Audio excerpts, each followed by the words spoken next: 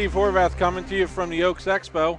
I'm here with, I'm here with a friend. I'm here with Keith Cowan. He's here with Precision Tackle and SK Bait Company. Correct. And he's going to talk about, we're going to talk about a pair of jigs. Yeah. We're going to talk about some little chubby crankbaits like us. Yes, sir. And then some flat-sided crankbaits, and then some high-dollar crankbaits. Oh, yeah. You bass guys out there, you don't want to miss this, okay?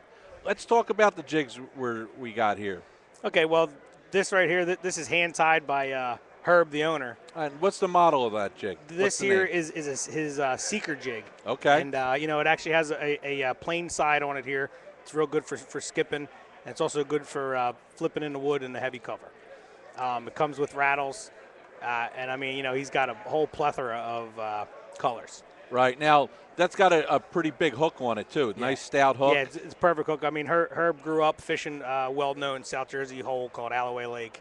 And, you really need to have the best jig possible to get to the bottom. It's about 7 foot with heavy timber, and you need to get them out.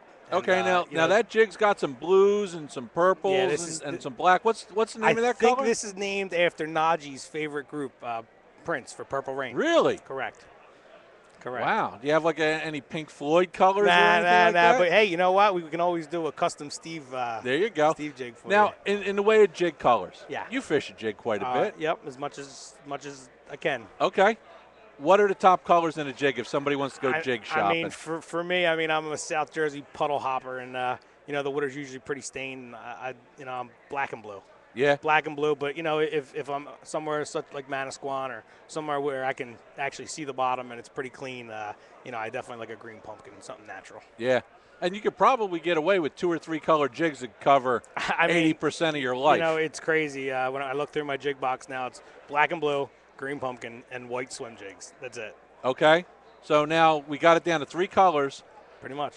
Now, what are you going to put on the back of that baby? To me, there's 2 options. There's trailers with that actually do the work for you, such as a swimming trailer on the fall. It's already doing its thing. And then there's a very simple trailer that doesn't move. Kind of like a super chunk. It's just a flap. Just kind of fluids with it. Okay, so now you pick the type of trailer. Yeah. Now the color of the trailer, is it going to be basically the same color as the jig, or is it going to contrast the jig? For me, it's usually a match.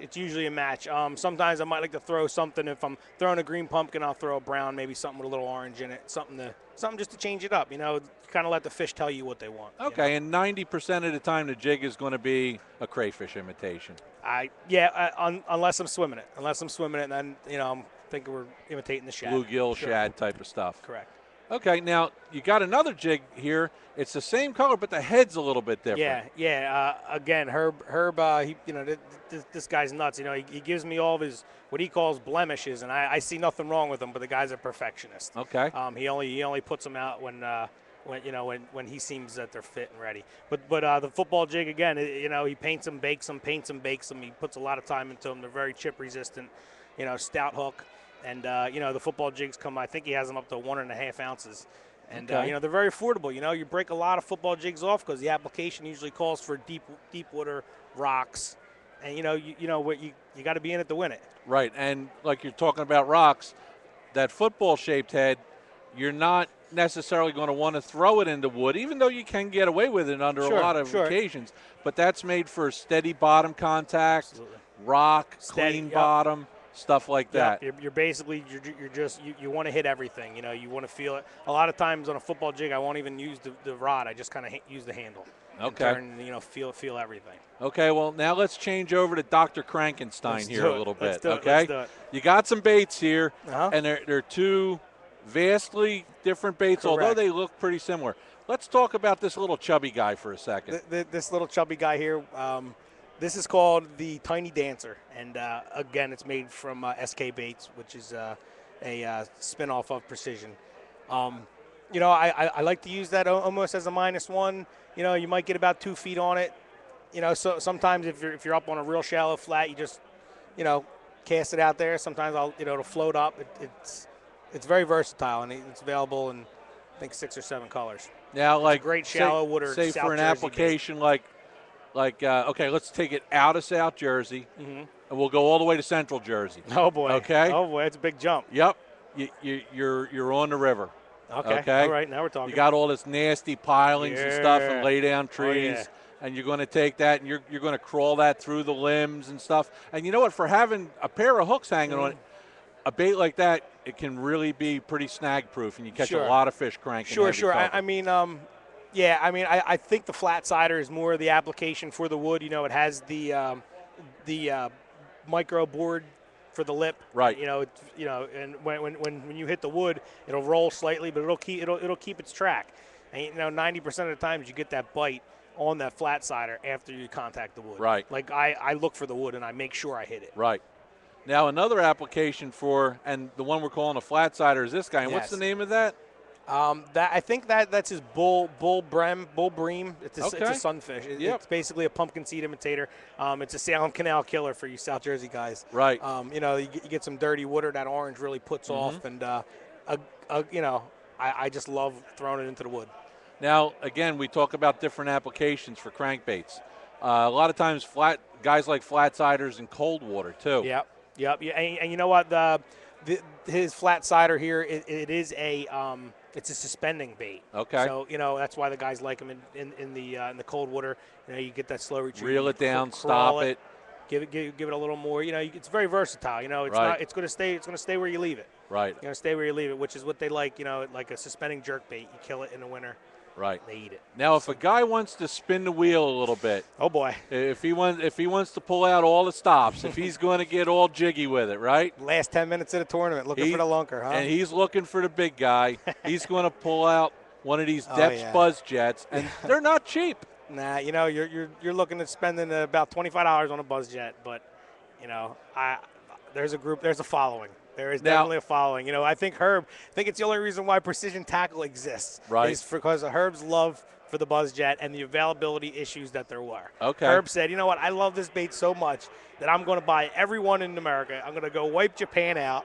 And, I think he has the best stock on Depths Buzz Jets in America. Right.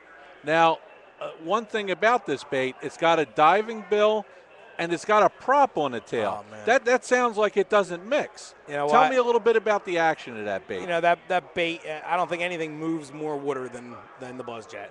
I mean,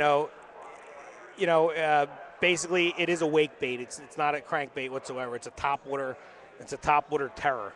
When the lip goes down and that back the back prop just sounds like change in your pocket. I mean, it's like.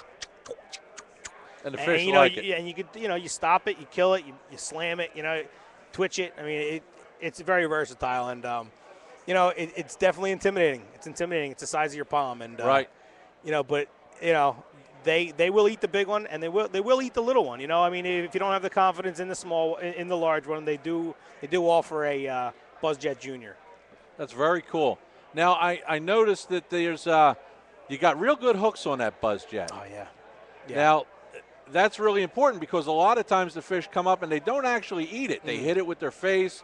They kind of roll on it and stuff. Yep. And unless you've got really good hooks on that plug, there's a lot of missed strikes. You know what? That's the kind of bait. Even if they miss it, if the hooks are so sharp, they'll grab them in the back, in the face, and the side. I mean, because the fish come up and they just destroy it. Right. I think they lose their mind. And they just go after it. And, right. I mean, you should see some of the guys, they're catching smallmouth on them. Right. Catching smallmouth, and that's got to be a sight. That's got to be a fierce blow. Well, Keith, I got to ask you, do you have a website for Precision Tackle? Yes, we do. It's pttackle.com. Well, you heard it here. Go to pttackle.com. Come and visit Keith at his booth here. And we'll be seeing you again from the Oak Show. I'm Steve Horvath. Thanks a lot, Steve.